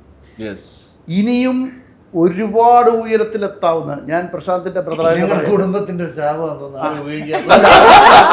പ്രകാശ് അല്ല, ഞാൻ ഒരു കാര്യം പറയാം. ഈ സിനിമ ലേക്ക് എന്ന് പറഞ്ഞ സിനിമ തമാശയായിട്ടില്ലേ, അതായത് ആ ശാപമൊക്കെ നല്ലൊരു വൈദികന്റെ മോനാണ്. അങ്ങനെ ഒരു ശാപമൊന്നും ഉണ്ടാവില്ല, ദൈവാധീനം ഉണ്ടാവും. അതായത് ലേക്ക് എന്ന് പറഞ്ഞ സിനിമയുടെ BGM ചെയ്തിരിക്കുന്നതും ആ ഇംഗ്ലീഷ് സോങ് ചെയ്തിരിക്കുന്നതും പ്രകാശ് അലക്സാണ്. അപ്പോൾ പ്രകാശ് ഈ സിനിമ കഴിയുമ്പോൾ എനിക്ക് ഉറപ്പുണ്ട്. കാര്യം എന്തെന്ന് പറഞ്ഞാൽ മധ്യപ്രദേശ് ഇൻ്റർനാഷണൽ ഫിലിം ഫെസ്റ്റിവലിൽ ഫൈനൽ റൗണ്ടിലെത്തി BGM. പ്രകാശിന് ഫൈനൽ റൗണ്ട് കിട്ടിയില്ല. പക്ഷേ ഗംഭീര music director. Ice on the പ്രേ എന്ന് പറഞ്ഞ പാട്ട് നിങ്ങൾ ജുബിനാണ് എഴുതിയെങ്കിലും അത് ചിട്ടപ്പെടുത്തിയ പ്രകാശ. ഇതിൽ ഒരു മ്യൂസിക് ഡയറക്ടറെയും കൂടി ഞാനൊരു പാട്ടാണ് ഈ പടത്തിലെ പാട്ടിൽ ഇൻട്രൊഡ്യൂസ് ചെയ്യുന്നത്, മിനീഷ് തമ്പാൻ എന്ന് പറഞ്ഞു. ആ പാട്ടിൽ ഞാനും പാടിയിട്ടുണ്ട്. ഞാനപ്പോൾ ഒരു പിന്നണി ഗായകനും കൂടി ആയി എന്നുള്ള കാര്യം അറിയിക്കുകയാണ്. സ്വന്തമായിട്ടൊരു മ്യൂസിക് ഡയറക്ടർ വീട്ടിലുണ്ടായിട്ടും എനിക്ക് പാടാൻ പറ്റിയിട്ടില്ല. അതായത് ഞാൻ പ്രശാന്തും ജാഫറും അജു ഒക്കെ ഉള്ള സീക്വൻസിൽ എൻ്റെ പോർഷൻ ഞാനാണ് പാടിയിരിക്കുന്നത്. സുദീപും അത് മിനീഷ് തമ്പാനാണ് ചെയ്ത്, പുതിയ ആളാണ് ചെയ്തത്. ബാക്കി പ്രശാന്ത് 2 ചെയ്തു, അല്ല പ്രകാശ് 2 ചെയ്തു. അത് നല്ല പാട്ടാണ്. അത് ഇന്ന് റിലീസാണല്ലോ, റിലീസാണ്. അപ്പം ഇതൊക്കെയാണ് എനിക്ക് പറയാനുള്ളത്. ഇനി ഞാനൊരു ചോദ്യം അവരോട് ചോദിച്ചോട്ടെ. അത് കഴിഞ്ഞാൽ രണ്ടുപേരെ പാട്ട് പാടി നമ്മൾ വിശപ്പുണ്ടെന്നാ പറയണല്ലേ. ഈ സൈജുവിനോട് തന്നെ ചോദ്യം. സൈജു കഥാപാത്രങ്ങളെ സെലക്ട് ചെയ്യുമ്പോൾ സ്വാഭാവികമായിട്ടും സൈജുവിൻ്റെ ഏറ്റവും നല്ല ക്വാളിറ്റി എന്താണെന്നറിയാം, ഇത് മനോഹരമായിട്ടാണ് നോ പറയുന്നതെന്നറിയാം. ഞാനത് പഠിക്കാൻ വേണ്ടിയിരിക്കുകയാണ്. എന്നെ കൊണ്ടൊന്നും പറ്റത്തില്ല, നിന്നെ കൊണ്ടും പറ്റത്തില്ല. Are you praising me or having me? I'm not praising and having you. I'm telling you the truth. I'm adoring you like anything. I'm adoring you like anything. കാര്യം വേറൊന്നുമല്ല, തനിക്ക് പറ്റാത്തതാണെന്ന് തിരിച്ചറിയാനുള്ള ബോധം വളരെ വ്യക്തമായിട്ട് ഒരു കലാകാരന് വേണ്ടതാണ്. ഓപ്പോസിറ്റ് നിൽക്കുന്ന ആൾക്കൊരു വിഷമമില്ലാതെ ചേട്ടാ എനിക്ക് ആ ക്യാരക്ടർ ചെയ്താൽ പറ്റില്ല, ഞാൻ ചെയ്താൽ നിൽക്കില്ല എന്ന് പറയുന്നൊരു രീതിയുണ്ട്. അത് ഡിപ്ലോമസ്, അയാളുടെ സ്വഭാവം അത്. അയാൾ ആരെയും പിന്നെ സോപ്പിടാനൊന്നുമില്ല. He's like that. അപ്പോൾ അതൊരു വലിയ ക്വാളിറ്റി. അത് എവിടെ നിന്ന് പിടിച്ചത്? അത് പഠിച്ചല്ലോ കേട്ടോ. എന്ന് വെച്ചാൽ നമുക്ക് ചെയ്യാൻ പറ്റാത്ത സാധനങ്ങൾ നമ്മൾ ഏറ്റവും അവിടെ ചെന്നിട്ട് നമ്മൾ ചെയ്യാൻ പറ്റില്ല. ഇപ്പോൾ ഫോർ എക്സാമ്പിൾ, എൻ്റെ മലയാളത്തിൻ്റെ സ്റ്റാൻഡേർഡ്സ് താങ്കൾക്ക് വളരെ വ്യക്തമായിട്ട് അറിയാവുന്നതാണ്, എല്ലാവർക്കും അറിയാവുന്നതാണ്. ഞാനൊരു ഭയങ്കര ഒരു പ്രസംഗം നടത്തുന്ന ഒരു ക്യാരക്ടറായിട്ട് ഞാൻ പോവാണ്. ഇപ്പം നമ്മുടെ ഇതിൻ്റെ അകത്ത് തന്നെ ഈ വനം വകുപ്പ് മന്ത്രി പ്രസംഗിക്കുക വേണമായിരുന്നെങ്കിൽ ഞാൻ ചേട്ടനെ പറഞ്ഞ ചേട്ടാ ഞാനില്ല ഇതിൽ. അതിനോട് പറഞ്ഞല്ലോ ഒരു പ്രസംഗമില്ല, ഞാൻ ഡയലോഗ് അയച്ചു കൊടുക്കാത്തത്. അത് അയച്ചു തരുന്ന സമാധാനമായിട്ട് ഇത് ഞാൻ ചെയ്യാൻ ചേട്ടാ, അതാണ് ശരിയാണ്. അപ്പം അത് നമ്മളെ കൊണ്ട് പറ്റാത്ത കാര്യമാണ്. നമ്മൾ അതിന് വെറുതെ ബലം പിടിച്ചിട്ട് കാര്യമില്ല. പിന്നെ ഇപ്പം വക്കീൽ ഭയങ്കര വാദം നടക്കുവാണ്, ഒരു സെക്ഷൻ അത് ഇതെന്നൊക്കെ പറഞ്ഞുകൊണ്ട് അതിൻ്റെ ഇടയ്ക്ക് കുറേ മലയാളം ഡയലോഗ്സ് അവിടുന്ന് മറ്റേ വക്കീൽ കൗണ്ടർ പറയുന്നത് അവിടുന്ന് പറയും. അപ്പോൾ ജഡ്ജി ഉടനെ മറ്റേ എന്താണ് സസ്റ്റൈൻഡ് എന്ന് പറയുന്നത്, മറ്റേ ഒബ്ജെക്ഷൻ എന്ന് പറയുന്നത്, ഇങ്ങനെയുള്ള മൊത്തം സാധനങ്ങൾ ഇത് ചിലപ്പോൾ എനിക്ക് വർക്കാവില്ല. അപ്പം അത് ചെയ്യാണ്ടിരിക്കില്ല. വെറുതെ എല്ലാവരുടെയും ടൈം വേസ്റ്റും, വെറുതെ ആൾക്കാരുടെ മുമ്പിൽ ഞാൻ നാളങ്ങളിടുകയും ചെയ്യും. എന്തിനാണ് വെറുതെ ഉള്ള ഇമേജ് മെയിൻറ്റെയിൻ ചെയ്യാന്നുള്ളതല്ലേ. അപ്പം നമുക്ക് പറയാൻ പറ്റുന്ന ടൈപ്പ് ഓഫ് സാധനങ്ങൾ, ചെയ്യാൻ പറ്റുന്ന ടൈപ്പ് ഓഫ് സാധനങ്ങൾ അത് ചെയ്യാന്നുള്ളതാണ്. അപ്പം എനിക്ക് കുറച്ച് കാര്യങ്ങളൊക്കെ പറ്റും, കുറച്ച് കാര്യങ്ങളൊന്നും പറ്റില്ല, കുറേ കാര്യങ്ങൾ പറ്റില്ല ആക്ച്വലി. അപ്പം അത് നമ്മളങ്ങ് തുറന്നു പറയും. എനിക്ക് സൈജു എപ്പോഴും പറയും സൈജുവിൻ്റെ മലയാളം മോശമാണെന്നൊക്കെ. പക്ഷെ ഞാനും സഞ്ജു എന്തെങ്കിലും കാര്യം ഒരാളോട് ഫുൾ മലയാളത്തിൽ പറയണമെന്നുണ്ടെങ്കിൽ ഞങ്ങൾ നിങ്ങളെ ഇമിറ്റേറ്റ് ചെയ്യുന്നു. വാക്കുകളുടെ ഒരു സെലക്ഷൻ ഉണ്ട് ആവശ്യമില്ലാത്തടത്ത്. സ്ക്രിപ്റ്റഡും അല്ലാത്തതും തമ്മിൽ വ്യത്യാസമുണ്ട്. അല്ലാതെ നമ്മൾ പറയുന്നത് നമ്മുടെ മനസ്സിൽ നമുക്ക് അറിയാവുന്ന ഉറപ്പുള്ള വാക്കുകളാണ് നമ്മൾ എടുത്താൽ. സ്ക്രിപ്റ്റ് എന്ന് പറയുമ്പോൾ നമുക്ക് അറിയാത്ത വാക്കുകളും വരാറില്ല. അപ്പൊ അതായിരിക്കും നിങ്ങൾ ഉദ്ദേശിക്കുന്ന കൺഫ്യൂഷൻ. രമ്യ പണിക്കരെ, ഈ രമ്യ പണിക്കർക്ക് ഈ സിനിമയുടെ കഥാപാത്രത്തിൻ്റെ പേര് വേദ എന്നാണ്. അപ്പോൾ ഈ സിനിമയുടെ കഥ ഞാൻ ആ ക്യാരക്ടർ പറയുമ്പോൾ വേണ്ട എന്ന് തോന്നിയോ? ഒന്നത് തോന്നിയില്ല. എന്താണ് നിങ്ങളെ ഹുക്ക് ചെയ്തത്? ഒന്നത് ഞാൻ ഇതുവരെ അങ്ങനത്തെ ഒരു ക്യാരക്ടർ ചെയ്തിട്ടില്ല. പിന്നെ സാറ് വിളിച്ചപ്പോൾ സാർ പറഞ്ഞു തന്നു, വളരെ വ്യക്തമായിട്ട് സാർ എനിക്ക് പറഞ്ഞു തന്നു. അപ്പോൾ തന്നെ എനിക്കൊരു കോൺഫിഡൻസ് കിട്ടി, എനിക്ക് ചെയ്യാൻ പറ്റുമെന്ന് എനിക്ക് തന്നെ തോന്നി. അതുകൊണ്ട് ഞാനത് ഒരിക്കലും വേണ്ടാന്ന് പറയില്ല. കാരണം എനിക്കത് ആദ്യം സാറ് പറഞ്ഞപ്പോൾ എനിക്കൊരു ടെൻഷൻ ഉണ്ടായിരുന്നു. നമ്മൾ ഫസ്റ്റ് മീറ്റ് ചെയ്തപ്പോൾ സാറ് പറഞ്ഞപ്പോൾ പിന്നെ ഒത്തിരി ഒന്ന് ടെൻഷൻ ആയിരുന്നു, ഇത് എന്നെ കൊണ്ട് പറ്റുമോ, കാരണം അത് അത്രയും ഇതായിട്ടുള്ളൊരു ക്യാരക്ടർ. പക്ഷെ സാറ് എനിക്കത് പറഞ്ഞു തന്ന രീതിയും എക്സ്പ്ലെയിൻ ചെയ്ത് തന്നതും ആയപ്പോൾ എനിക്ക് ഓക്കെ, ഇത് എന്നെ കൊണ്ട് ചെയ്യാൻ പറ്റും, ഇല്ലെങ്കിൽ സാർ അത് ചെയ്യിപ്പിക്കും എന്നെനിക്കൊരു ഉറപ്പ് കിട്ടി. അതുകൊണ്ടാണ് ഞാൻ വേദ എന്ന് പറയുന്ന ക്യാരക്ടർ ചെയ്തത്. ലേക്കിൽ ശോശാമ നൈനാൻ എന്ന് പറഞ്ഞ പഞ്ചായത്ത് പ്രസിഡൻ്റാണ്. അപ്പോൾ ലേക്കിൽ ഇതുവരെ ചെയ്യാത്തൊരു കഥാപാത്രമാണല്ലോ താങ്കൾ ചെയ്തിരിക്കുന്നത്. ഇതുവരെ താങ്കളുടെ ലൈഫിൽ ചെയ്യാത്തത്. ഇപ്പോൾ അന്വേഷണത്തിനൊപ്പമാണെങ്കിലും ഇതെല്ലാം എൻ്റെ ഡിഫറെൻ്റാണ്. ഈ ഒരു കഥാപാത്രം ചെയ്യുമ്പോൾ എന്തെങ്കിലും ടെൻഷൻ ഉണ്ടായിരുന്നു? ഈ ചോദ്യം കേട്ടപ്പോൾ ഒരു ടെൻഷൻ ഉണ്ട്. പിന്നെ ഇല്ലായിരുന്നു. കാരണം അങ്ങനെ ഓൾറെഡി നമുക്ക് എല്ലാം കൃത്യമായിട്ട് ഇക്ക പറഞ്ഞു തരുന്നുണ്ടായിരുന്നു. അത് കൂളായിട്ട് തന്നെ. അപ്പോൾ ആ ക്യാരക്ടറിനോട്ടുള്ളൊരു ടെൻഷനേ ഇല്ല. ഒരു സിനിമ ചെയ്യുമ്പോൾ, ഏതെങ്കിലും ഒരു സിനിമ ചെയ്യുമ്പോൾ ഒരു കഥാപാത്രം ഒരു സംവിധായകൻ പറയുമ്പോൾ, ചിലപ്പോൾ ഫോണിൽ കൂടി ആയിരിക്കും പറയുമ്പോൾ, അതിനകത്ത് പ്രിപ്പറേഷൻ നടത്താറുണ്ടോ? ഇല്ല, ഞാൻ ഇവിടെ മനസ്സിൽ വെച്ച് എല്ലാം റെഡിയാക്കി ഇവിടെ വരുമ്പോൾ അവർ വേറെ പറഞ്ഞു തരുന്നെങ്കിൽ എല്ലാം കൂടെ കുളമാവും. അതിന് സമയത്ത് കിട്ടുന്ന അങ്ങ് ചെയ്യാം. സ്ക്രിപ്റ്റ് കിട്ടുമ്പോൾ പ്രശാന്തേ, പ്രശാന്ത് എൻ്റെ കൂടെ ക്രിക്കറ്റ് കളിച്ചിട്ടുണ്ട്. ഇപ്പോൾ സൈജു എനിക്കൊരു ഭയങ്കര കോംപ്ലിമെൻ്റ് തന്നു രാവിലത്തെ ഒരു ഇൻ്റർവ്യൂവിൽ. സൈജു പറഞ്ഞത് നിഷാദൊക്കെ അപ്പുറത്ത് നിൽക്കുകയാണെങ്കിൽ ഔട്ടാക്കാൻ പാടാ, കൊട്ടി നിൽക്കുന്നത്. പ്രശാന്ത് ക്രിക്കറ്റ് കളിച്ചിട്ടുണ്ട്, ഫുട്ബോൾ കളിച്ചിട്ടുണ്ട്, അഭിനയിച്ചിട്ടുണ്ട് എൻ്റെ കൂടെ, എൻ്റെ സംവിധാനത്തിലും ചെയ്തിട്ടുണ്ട്. ഈ അന്വേഷണത്തിൻ്റെ തുടക്കവും ലേക്കും ഈ രണ്ട് സിനിമകളിലാണ്. രണ്ടിലും വ്യത്യസ്തമായ കഥാപാത്രമാണ്. കാക്കി ഉണ്ടെന്നേ ഉള്ളൂ, പക്ഷേ രണ്ടിലും വ്യത്യസ്തമായ കഥാപാത്രമാണ്. എൻ്റെ കൂടെയുള്ള ജേണി എങ്ങനെയുണ്ട്? ഫോൺ വരെ പോയോ? ഫോൺ വരെ പോയോ? ചോദ്യത്തിന് ശരിക്കുള്ള മറുപടി ഞാൻ ചെവി പറയാം.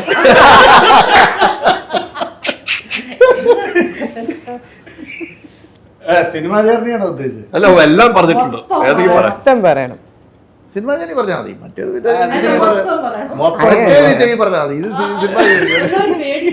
അതെ, ഇല്ലില്ല. നിഷാദക്ക സത്യസന്ധമായിട്ട് സഹിച്ച ചില കാര്യങ്ങൾ ഇപ്പോഴും പഴയ പോലെ തന്നെ പറഞ്ഞു പോകും. പറയണം. നിഷാദക്ക നമുക്ക് ഇടപെടാൻ ഭയം തോന്നുന്ന ഒരു വ്യക്തിത്വമാണ് ബേസിക്കലി. കാരണം നിഷാദക്കെ കാണുമ്പോൾ നമ്മൾ ടെലിവിഷൻ സ്ക്രീനുകളിലാണ് നിഷാദ് സംസാരിക്കുമെന്നുള്ള രീതി നമ്മൾ ന്യൂസുകളിലാണ് നിഷാദക്കെ കണ്ടിട്ടുള്ളത്. അവിടെ നിഷാദക്ക കുറുക്കി കൊള്ളുന്ന ഡയലോഗുകളും ഏത് കൊലക്കമ്പം വന്നാലും അവൻ്റെ ഗ്യാസ് ഉരുവിടാനുള്ള ഐറ്റം പുള്ളിടയിലുണ്ട്. ഇത് എവിടെ നിന്ന് കിട്ടുമെന്ന് എനിക്കറിയത്തില്ല. പക്ഷെ നമ്മൾ ആങ്കർ ചെയ്യുന്ന സമയത്ത് നമുക്ക് ഇപ്പം ഞാൻ ആങ്കർ ചെയ്യുന്ന സമയത്ത് എനിക്ക് ആങ്കറിങ്ങിന് ഭയങ്കര കോൺഫിഡൻസ് ഇപ്പോഴും ഉള്ളതാണ്. ഏത് പ്രശ്നം വന്നാലും അതിനെ നമ്മൾ അതിന് പ്രസൻസ് ഓഫ് മൈൻഡ്. അപ്പം അതുപോലൊരു സാധനം നിഷാദൊക്കെ കാണും.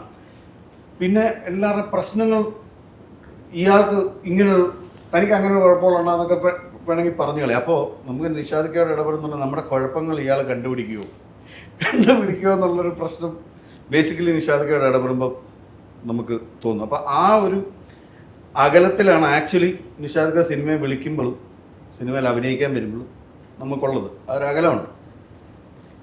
നിഷാദക്കയുടെ വളരെ അടുത്ത സുഹൃത്തുക്കളുമായിട്ട് നിഷാദക്ക പിണങ്ങും.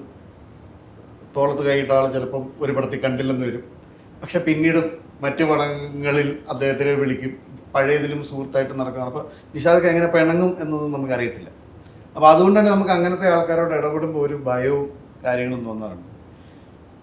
പക്ഷെ എനിക്ക് അന്വേഷണത്തിൻ്റെ തുടക്കം കഴിഞ്ഞപ്പോൾ അതിൻ്റെ ഒരു സാധനം കിട്ടി. നിഷാദക്കയോട് പറയാനുള്ള കാര്യങ്ങൾ മുഖത്ത് നോക്കി പറഞ്ഞ നിഷാദക്ക ഓക്കെയാണ്. ഇത് ബാക്കിൽ നിന്ന് പണി വരുമ്പോഴാണ് മൂപ്പർക്ക് അത് സുഖം. അപ്പോൾ ഞാൻ എന്താ ചെയ്യാന്ന് വെച്ചാൽ എനിക്ക് ആദ്യമില്ലായിരുന്ന സ്വാതന്ത്ര്യം എനിക്ക് പയ്യെ സ്വാതന്ത്ര്യം കൂടി. ഞാനൊരു ടെസ്റ്റ് ഡോസ് ഒരു സാധനം നിഷാദക്കയോട് നിഷാദക്ക ഇത് ഇങ്ങനെ ആണോ ശരിടാ അത് വേണ്ട നിഷാദ്. അപ്പം ഞാനത് ഭയങ്കര അത്ഭുതത്തോടു കൂടിയാണ് അത് എടുത്തത്. കാരണം ഒരു മൂപ്പറുടെ ഒരു സാധനമാണ്. ഞാൻ നിഷാദക്ക അത് ചെയ്യാതിരുന്നാൽ കൊള്ളാം എന്ന് ഞാൻ പറയേണ്ട കാര്യമില്ല. എൻ്റെ കയ്യിൽ നിന്ന് വീണുപോയി. അതല്ല, അത് പറഞ്ഞു നന്നായി. അപ്പം നിഷാദക്ക അത് യേസ് പറഞ്ഞപ്പോൾ എനിക്ക് തോന്നിയാൽ ഞാൻ കേട്ട പോലെ അല്ലല്ലോ. ഏറ്റവും കൂടുതൽ ഈഗോ ഉള്ള സ്ഥലമാണല്ലോ സിനിമ. ചിലപ്പോൾ ഇങ്ങനെയൊക്കെ പറയുമ്പോൾ അവനാരാണ് എന്നെ ജഡ്ജ് ചെയ്യാൻ, എൻ്റെ കാര്യത്തിൽ പറയുന്ന പ്രശ്നമുണ്ടാവും. അപ്പോൾ എനിക്ക് പിന്നുള്ള സ്വാതന്ത്ര്യം എന്താണെന്ന് വെച്ചാൽ എനിക്ക് എന്ത് കാര്യം പറയാണ്ട് എനിക്ക് നിഷാദക്കയോട് നേരിട്ട് പോയി പറയാം. അതിപ്പോൾ എൻ്റെ കാര്യമാണെങ്കിലും നിഷാദക്കയുടെ കാര്യമാണെങ്കിലും അത് സ്വീകരിക്കപ്പെടുന്നുണ്ടോ എന്ന് തോന്നിക്കഴിഞ്ഞപ്പോൾ പിന്നെ സ്വാതന്ത്ര്യമായി, സൗഹൃദം കൂടി. ആസ് എ ഫിലിം മേക്കറൊന്നും എനിക്കറിയത്തില്ല. ഞാൻ എല്ലാവരോടും പറയുന്നൊരു കാര്യമാണ്, എന്ത് പ്രശ്നമുണ്ടെങ്കിലും നമ്മൾ ചോദിക്കാതെ ഒരു പബ്ലിക് പ്ലാറ്റ്ഫോമിൽ നമുക്ക് വേണ്ടി വന്നിരുന്ന് നിഷാദക്ക സംസാരിച്ചിരിക്കും. അതിന് നിഷാദക്ക വിളിച്ച് നിഷാദക്ക എന്നെ സപ്പോർട്ട് ചെയ്തേക്കുന്നത് പറയേണ്ട കാര്യമില്ല. നമ്മളുടെ ഭാഗത്തൊരു പ്രശ്നം, നമ്മൾക്കൊരു അടി കിട്ടി, അല്ലെങ്കിൽ നമ്മളെ എല്ലാവരും ചൂണ്ടിക്കൊണ്ടിരിക്കുകയാണ് എന്ന് തോന്നുമ്പോൾ അതിൻ്റെ ശരി തെറ്റുകൾ ചിലപ്പോൾ നിഷാദക്ക അന്വേഷിച്ചെന്ന് പോലും വരത്തില്ല. നമ്മളെ അറിയാമെന്നുണ്ടെങ്കിൽ നിഷാദക്ക ഒരു പബ്ലിക് പ്ലാറ്റ്ഫോമിൽ തന്നെ കയറി ഇരുന്നിട്ടാണെങ്കിലും നമുക്ക് വേണ്ടി വാദിക്കും. ചിലപ്പോൾ നമ്മൾ ചിലപ്പോൾ വിളിച്ചറിയും നിഷാദക്ക എൻ്റെ ഭാഗത്താ തെറ്റ്, നിങ്ങളത് വിട്ടേക്കെന്ന് ചിലപ്പോൾ പറയേണ്ടി വരും. അല്ലാതെ വരുന്ന ഒരാളാണ് നിഷാദക്ക. ഞാൻ ആദ്യം പറഞ്ഞ പ്രശ്നങ്ങളൊക്കെയും നിലനിൽക്കെ തന്നെ കാണാത്ത നമ്മളിപ്പോഴും നിലനിൽക്കെ തന്നെ എനിക്ക് ഞാൻ ഒരു സിനിമയുടെ കഥ എൻ്റെ മനസ്സിൽ വന്നാൽ ആദ്യം ഡിസ്കസ് ചെയ്യുന്ന അവനോടാണ്. ചോദിച്ചു നോക്ക്. ഞങ്ങളൊരു 3-4 പേർക്ക് ഒന്ന് പ്രശാന്താണ്. ആ കഥ പറയുമ്പോൾ തന്നെ ഇന്നടത്ത് ഇന്ന പ്രശ്നമുണ്ട്, ഇന്നടത്ത് ഇന്നത് പ്രശ്നമുണ്ട്, ചോദിച്ചു നോക്ക്. ഈ ഇടയ്ക്ക് ഒരു കഥ പറഞ്ഞില്ലേ, എന്നിട്ട് അവനോട് ചോദിച്ച് ആ കഥാപാത്രം ഞാൻ ചെയ്തോട്ടെ എന്ന് ചോദിച്ചു. അപ്പോൾ അതിൻ്റെ ബുദ്ധിമുട്ടുകൾ ഞാൻ പറഞ്ഞു കൊടുത്ത് നീ ഇന്നത് ചെയ്താൽ മതി എന്ന് പറഞ്ഞു. ആ ഒരു സൗഹൃദം ഇല്ലേ? അല്ല, അതാണ് ചേഞ്ച് ഉണ്ടായത്. എനിക്ക് അങ്ങനെ അത്രയ്ക്കധികം അറിയാത്ത അല്ലെങ്കിൽ ഒത്തിരി മതിലുകൾ ഇടയിൽ ഉണ്ടായിരുന്ന അവസ്ഥയിലാണ് അന്വേഷണ തുറക്കത്തിലേക്ക് എത്തുന്നത്. പക്ഷെ നിഷാദയ്ക്ക് എന്നോട് ഭയങ്കര സ്നേഹം ഉണ്ടായിരുന്നു എന്നാണ് എനിക്ക് മനസ്സിലാവും. പുള്ളിക്ക് ഇങ്ങോട്ട് മതിലില്ലായിരുന്നു, എനിക്ക് അങ്ങോട്ട് മതിലുകളുണ്ട്. പക്ഷെ ആ മതിലുകളെല്ലാം പൊളിഞ്ഞൊരു ബന്ധത്തിലേക്ക് പിന്നീട് പോയി എന്നുള്ളതാണ്. അപ്പോൾ നിഷാദയ്ക്ക് നമ്മൾ ഇങ്ങനെ ഡീൽ ചെയ്താൽ മതി. പറയാനുള്ള കാര്യം നേരിട്ട് പറഞ്ഞാൽ മതി, വേറെ ഒരു പ്രശ്നവുമില്ല. പക്ഷേ അല്ല, പ്രശാന്ത് പറഞ്ഞ പോലെ തന്നെ എനിക്ക് എന്നെ ഇതിൻ്റെ പടത്തിലെ നമ്മുടെ എല്ലാവർക്കും ഇതിന് പഞ്ചായത്ത് പ്രസിഡന്റ് കഥ പറഞ്ഞപ്പോൾ എനിക്കൊരു ആദ്യം ഒരു ടെൻഷൻ ഉണ്ടായിരുന്നു. അല്ല നേരത്തെ ചോദിച്ചു അപ്പൊ ഇല്ലാതെ അല്ല, അത് പറയണ്ട ഞാൻ ഉദ്ദേശിച്ചാണ്.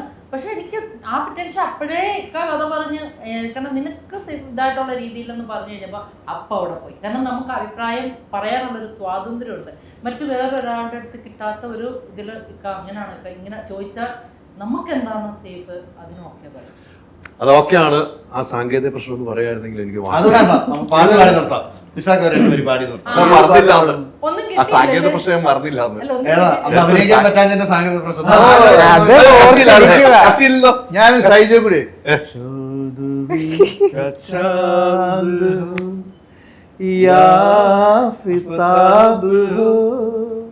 जो भी हो तुम खुदा की कसम लाजवाब हो चौदहवीं का चांद हो.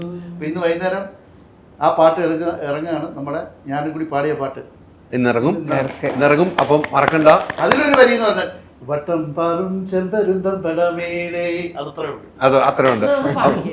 അല്ല, അതിപ്പോ ഇന്നിറങ്ങാൻ ഇന്നിറങ്ങും. ഇന്നലെ അത് ഇന്നല്ലേ ഇത് റിലീസ് എപ്പോഴല്ലോ. ഇത് എന്നെ ഇടാൻ പോണ പാടിക്കോ. ഇത് എന്റെ പോഷൻ പാടിയല്ലോ. ഇല്ല, അങ്ങനെ അത്ര ഒരു ലൈനെ പാടിയിട്ടുള്ളൂ. അതാണ് പിന്നണി ഗായകനായത്. ഒരു തുടക്കം. എന്തൊരു പിന്നണി ഗായകൻ. എന്റെ പാട്ടിന്റെ ഒരു വരി ഞാൻ അല്ല പറഞ്ഞ വൈൻഡപ്പ് പറഞ്ഞു പോവാം. ഫ്രെയിമിൽ വൈൻഡപ്പ് പറഞ്ഞു പോവാം. അപ്പൊ മറക്കണ്ട, ജൂലൈ 24 തീയതി. അല്ല, ഒരു കാര്യം കൂടി, നമ്മൾ ഇത്രയും കാര്യങ്ങൾ പറഞ്ഞല്ലോ. ലേക്ക് എന്ന് പറഞ്ഞ സിനിമ പ്രേക്ഷകരോട് പറയാനുള്ളൊരു കാര്യം, ഇതൊരു കൊമേഴ്ഷ്യൽ, സൈജു പറഞ്ഞ കൊമേഴ്ഷ്യൽ ഇൻഗ്രീഡിയൻസും കൂടി ഒക്കെ ഉള്ള സിനിമയാണ്. ഇതൊരു OTT മാത്രമല്ല എന്നുള്ളത് കൂടി മനസ്സിലാക്കണം. OTTകൾ പക്ഷേ എന്തുകൊണ്ട് ഞാനൊരു തിയേറ്റർ എക്സ്പീരിയൻസ് ആവശ്യപ്പെടുന്നതെന്ന് പറഞ്ഞാൽ ഇത് ഡോൾബി അറ്റ്മോസിലാണ് നമ്മൾ ചെയ്തിരിക്കുന്നത്. കാരണം ഇതിനകത്ത് ആന ലൈവാണ്, കടുവ ഉൾപ്പെടെയുള്ള മൃഗങ്ങൾ, സ്നേക്ക് ഉൾപ്പെടെയുള്ള ഒരുപാട് കാര്യങ്ങളുണ്ട്. അപ്പോൾ ഈ സംഭവങ്ങളൊക്കെ സൗണ്ടിന് ഒരുപാട് ഇമ്പോർട്ടൻസ് കൊടുത്തിട്ടുണ്ട്. ജുബിൻ രാജ് എന്ന് പറഞ്ഞ പുതിയൊരാളാണ് സൗണ്ട് ഡിസൈനർ. ഇതിൻ്റെ മിക്സിംഗ് ഓഡിയോഗ്രാഫി ചെയ്തിരിക്കുന്ന ഗണേഷ് മാലാറാണ്. അപ്പോൾ സ്വാഭാവികമായിട്ടും അതിന് ഒരുപാട് അക്ലമേഷൻ കിട്ടിയിട്ടുണ്ട്. തിയേറ്റർ എക്സ്പീരിയൻസ് ആയിരിക്കും ഇത്. ഞാനൊരു മേക്കിംഗ്, അപാരമായ മേക്കിംഗ് എന്നൊന്നും ഞാൻ പറയുന്നില്ല പ്രേക്ഷകരോട്. പക്ഷേ സത്യസന്ധമായി പറയുന്ന ഒരു സിനിമ, ആ സിനിമയിൽ ഒരു തിയേറ്റർ എക്സ്പീരിയൻസിന് തിയേറ്ററിൽ തന്നെ ലേക്ക് കാണണമെന്നാണ് എൻ്റെ വിനീതമായ അഭിപ്രായം. മറക്കണ്ട, ജൂലൈ 24 തീയതി. ആരാണ് പതുങ്ങിയിരിക്കുന്നതെന്ന് കാണാൻ പതുങ്ങി പോകേണ്ട, ഓടി ടിക്കറ്റ് എടുത്ത് നിങ്ങൾ തിയേറ്ററിൽ എത്തുക. ഒത്തിരി സന്തോഷം. Thank you. എല്ലാവർക്കും.